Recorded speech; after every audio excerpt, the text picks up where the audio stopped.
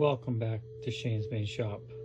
Today we're going to show you how to properly use an adjustable wrench. Well, not everyone is able to have a huge selection of tools, especially a set of wrenches just like these here. However, most everybody has at least one adjustable wrench available, even if it's in your kitchen drawer. The question is, do you know how to use it properly and to pick out a good one so it lasts you a long time? Now, as you can see here, adjustable wrenches come in many shapes and sizes. They come much smaller than this, and they come much bigger than this. I would recommend maybe a couple sizes. If you don't have a full tool set, have a couple sizes of adjustable wrenches, for different jobs you may have around your house. But if you're going to go out and buy one and you don't have one already, make sure you get a good one. Get a good quality brand so it'll last you a long time, especially if you don't plan on buying a large tool set and you're going to have this instead.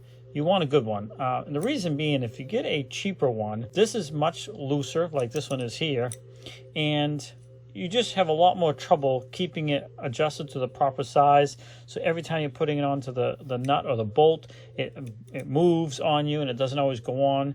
So the better quality one you get, the more enjoyable it's going to be to use and easier it's going to be to use. You may run into several situations in your home that you might need to use an adjustable wrench to tighten something up. So you wouldn't want to grab something like this necessarily for a little tiny bolt like this here.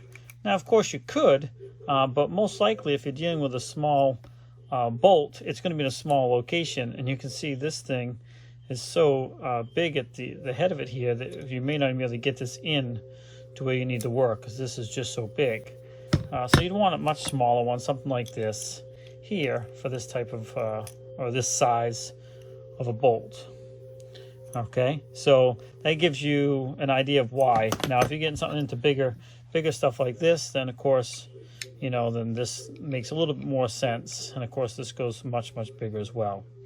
Now, as far as what I was saying about a quality one, this one here is a pretty good one. There's very little play, and the reason is the way it's made here. It's got just a much tighter tolerance, so the clearance is much tighter, and so it doesn't allow for a lot of play.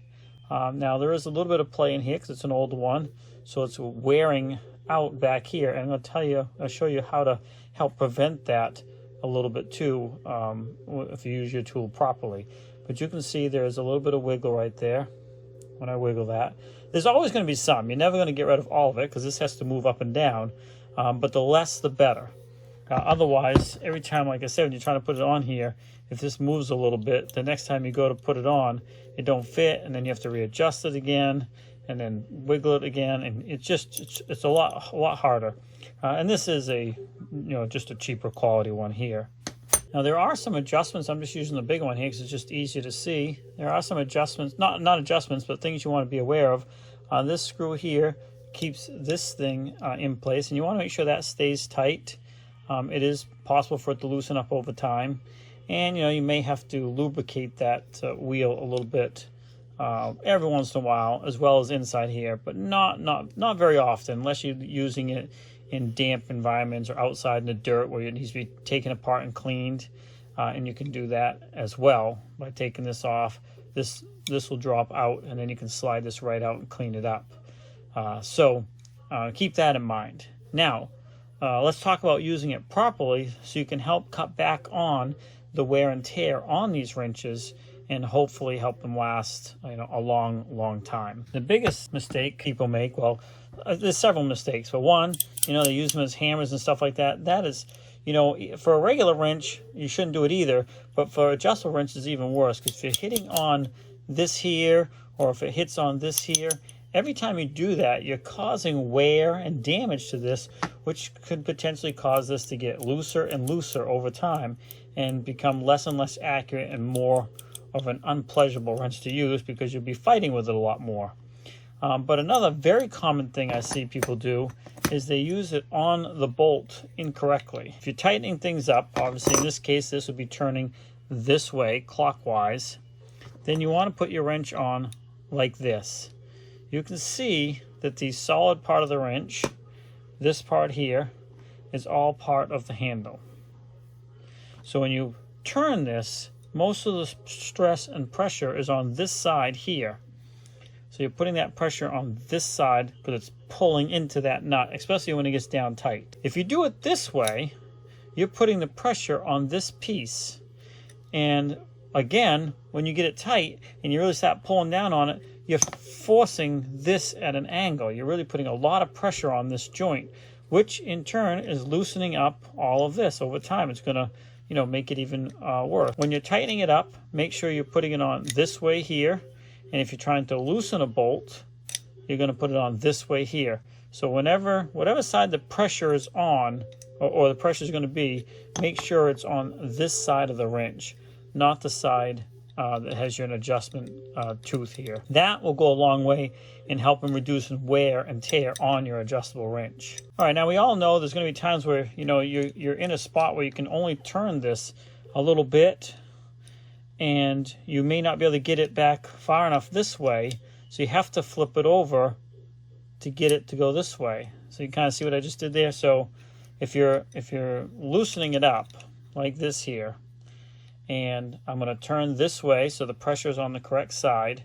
But let's say there's not a lot of room for this wrench back here, and I'm in a tight quarters, and I can only get a small turn on this. I can't take this wrench off and get it back over there far enough to grab the next section, but I can flip the wrench over, and this handle has a little bit more room back here to turn a little bit more.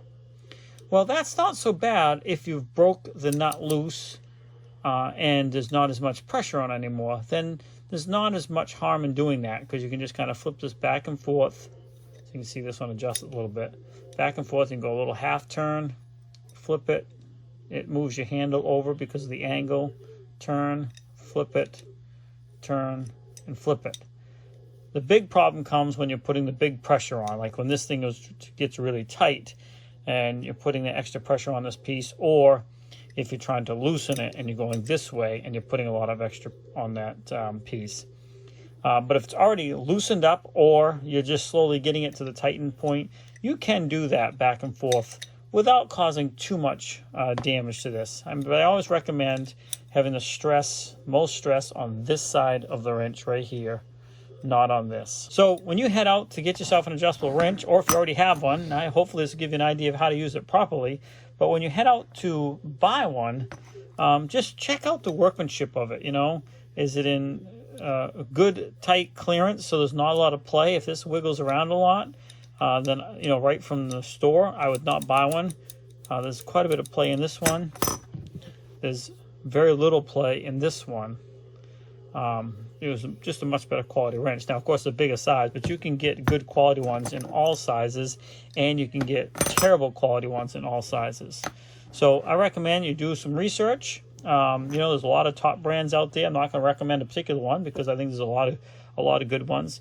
Just look, find out what fits your budget and what will work for you, and get yourself the best one you can afford. And get a couple of them, a couple different sizes. I'll put some links for at least some adjustable wrenches, and you can do your own research, but at least get you headed in the right direction. Hopefully you find this video helpful. Please like, subscribe, and comment. Most of you that watch my videos are not subscribers, so the best thing you can do to help us out is to subscribe to the channel and share it. If you want to go further than that, then of course there are some links in my description section there for PayPal, as well as I believe I have some stickers available that you can do that as well. But the best thing you can do, watch the video, comment, like, share. Have a great day. Hopefully you found this helpful, and we'll see you in the next video.